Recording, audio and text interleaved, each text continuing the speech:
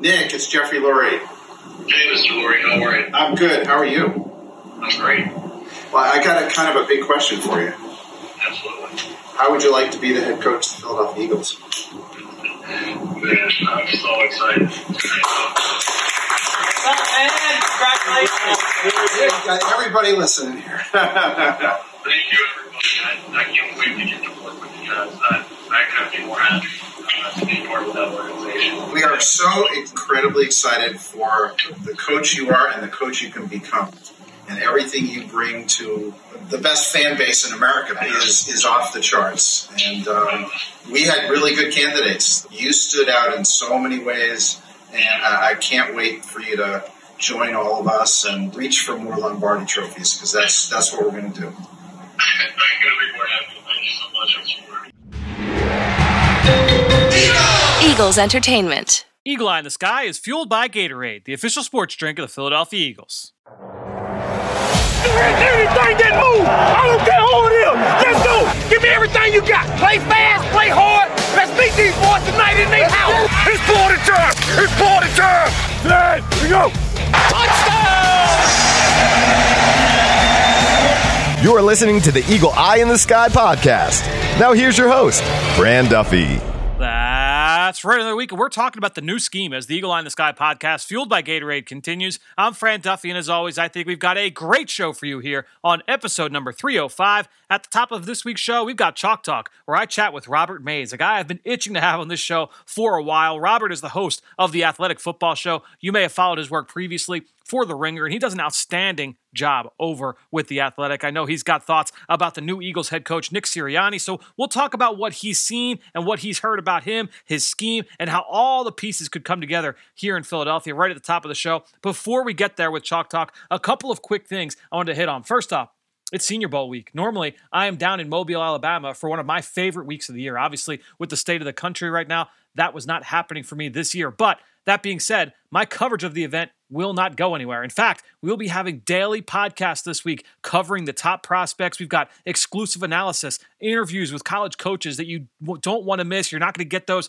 anywhere else. Dane Brugler is down there on the ground in Mobile. We're doing mock drafts, all kinds of fun, talking with some of the top names all across the Senior Bowl. So make sure you go subscribe to the Journey to the Draft podcast. Myself, Dane Brugler, Ben Fennell will be breaking it all down every single day this week. So be sure to go check that out and subscribe wherever podcasts can be found. Also, I mentioned Ben Fennell there, and he and I are doing a new segment right here on this podcast every single week. It's a new spin on our Scouting Report segment. Last week, we looked at the Green Bay Packers run game as the number one seed in the NFC. And this week, with the Eagles making the announcement with Nick Sirianni, we decided to turn our attention towards the Colts offense and look at a big chunk of their explosive pass plays. So we're going to go and look at all of their passes that went for more than 20 yards. If you want to watch along with us, head over to NFL Game Pass. You could bounce around in there, watch a bunch of those plays there. I know one of our listeners, Neil Dutton from over across the pond, was able to jot those plays down, post them up on Twitter. I'll try and do the same thing this week. And so if you want to join us in watching that film, we'll be sharing our takeaways later this week right here on the program. That being said, let's get to this show. It's time to dive into our chat now in Chalk Talk.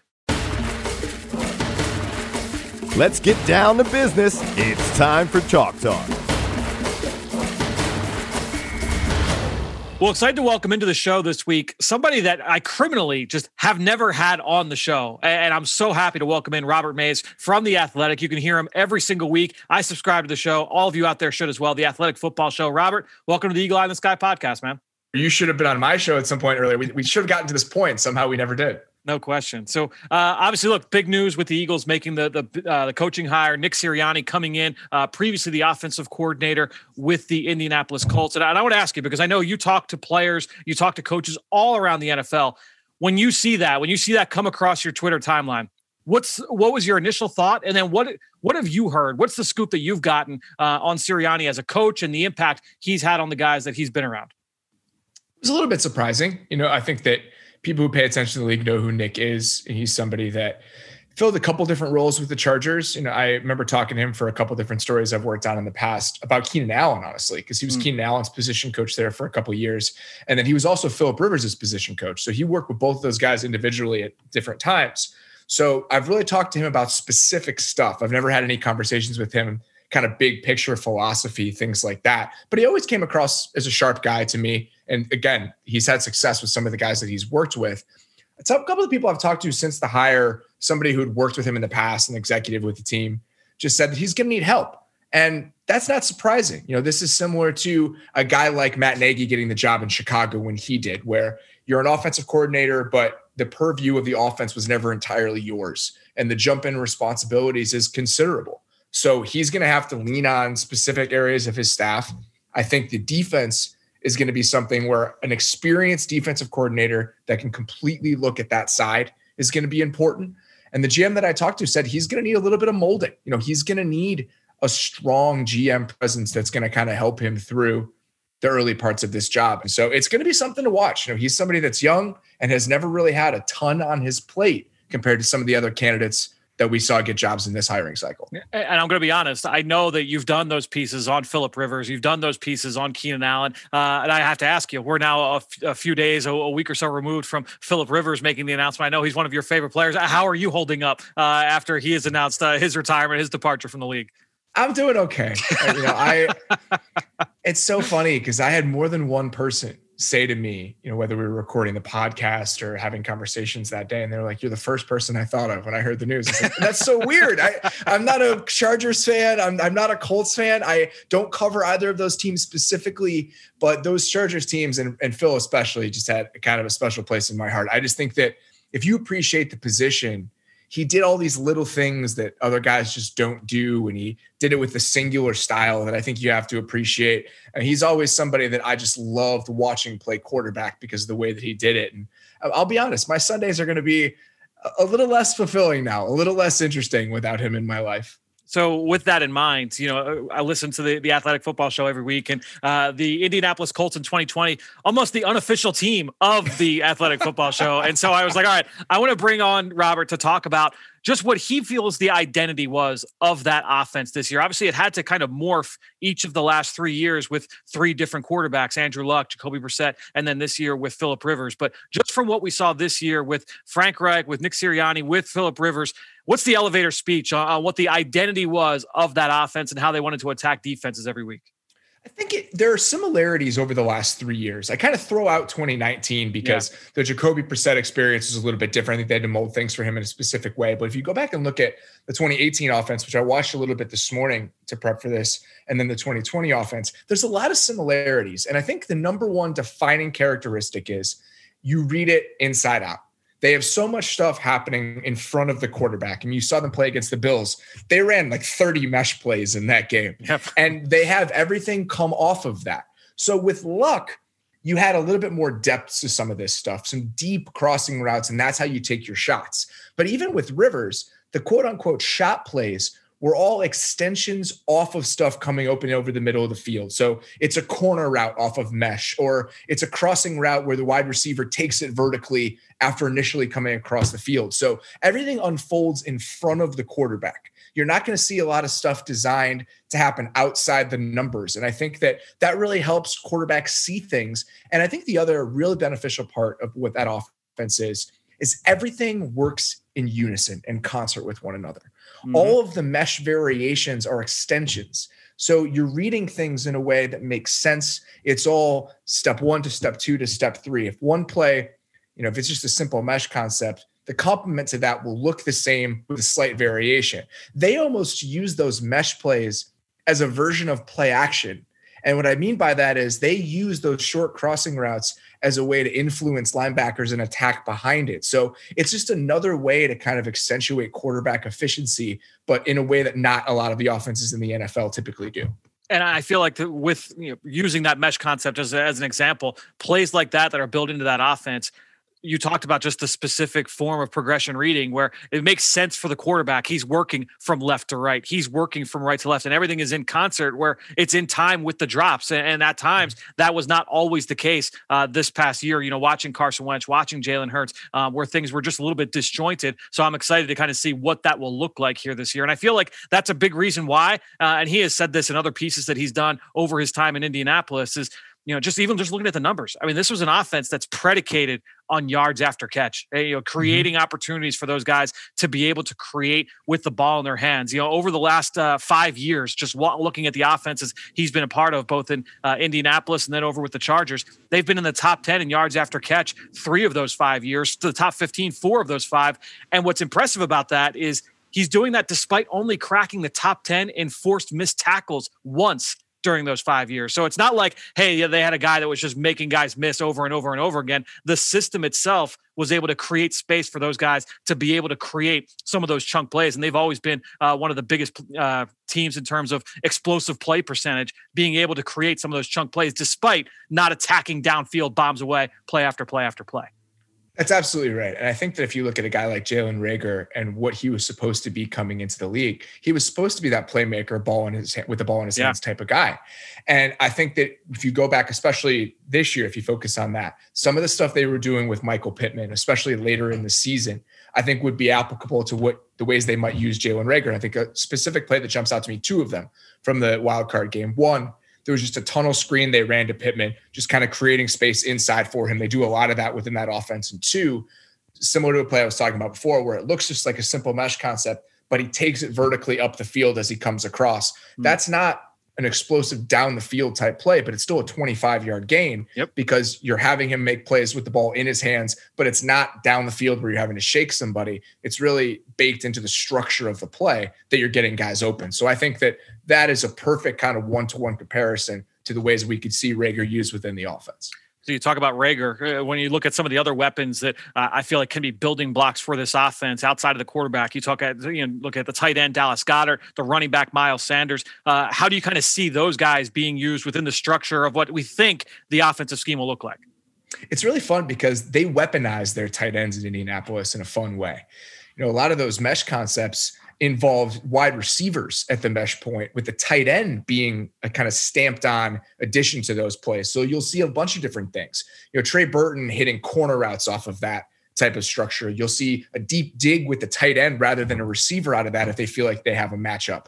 And I just think being able to move Goddard around, because he can play both of those roles. He can do things that Jack Doyle did. He can do things that Trey Burton did. So that's the fun part, is the tight ends aren't an afterthought. I mean, you could absolutely imagine Goddard within those types of play concepts. And I think with the running back, I don't know how good of a route runner Miles Sanders is in terms of like up top tier in the league, because the way they use Nyheim Hines in that offense, there are some fun things they did with him. And I think you could see Miles Sanders in some of those. I mean, Hines, from the time they started with this in 2018, you're seeing him run sluggos, especially down near the red zone. You're seeing him as a weapon in that area of the field, either split out or lined up in the backfield and then exploiting people in the flat. And I just think that some of the stuff I've seen from Sanders as a receiver, especially last season, or 2 seasons ago when he was a rookie, I think you could see a ton of that kind of stuff with him in that Hines role, along with the stuff they did with Jonathan Taylor this year.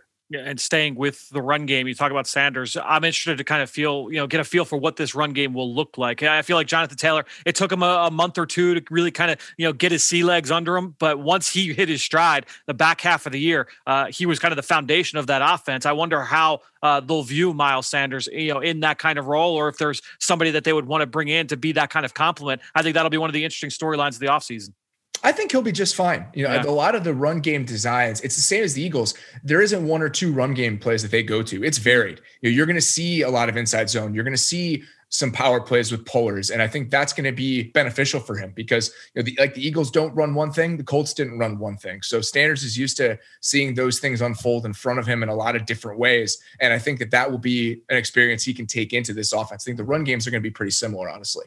So the last thing I want to hit you on with is just talking about the pass game again. I find it funny just thinking back to just the time I've spent here. And I remember when Chip Kelly got hired, people were talking about, the offense is quarterback friendly. It's almost, it was like a dirty word in the NFL. It was like, that's a college-y thing. But he said, look, your offense needs to be college friendly. If it's not quarterback friendly, you're running the wrong offense. And I feel like that kind of sentimentality has taken hold around the league. And I know you've talked a lot about the offenses in the Kyle Shanahan tree and all the things that they do there to try and make things easier for the quarterback. When you look at this offense and this structure, what are some of the tools you feel that they use to make it more friendly for the quarterback?